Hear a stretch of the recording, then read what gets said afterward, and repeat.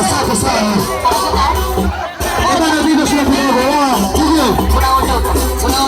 Ebani, japokuwa nyumba ni nzuri sana na tunacheza wote.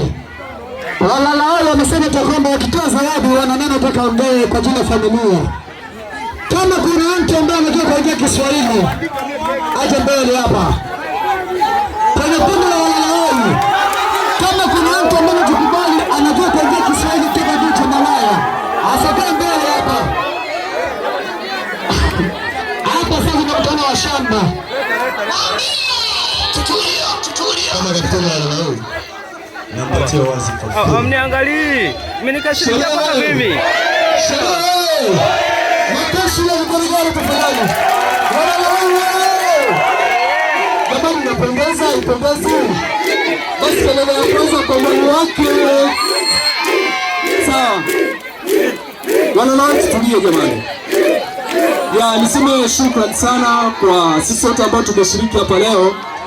Tumechukua fursa hii kuungana na kwa ajili ya wananchi. Ya niseme nataka nitoa hili kwa sababu waliofika wasiojua Lalaoi kuna neno waelewe vizuri. Upite kwetu kuangalie huko. Nafikiri walio wengi wanazoea Lalaoi kama kundi la mpira. Walizoea kama kundi la mpira. Lakini pia kuna wengine ambao wanachukulia kama kundi la walevi.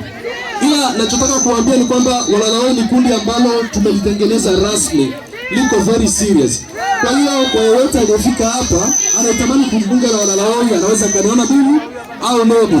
Lakini pia kwenye engo ya mpira wapo, ila kuna kundi ambalo limetengenezwa rasmi kwa ajili ya wanalaoi wote.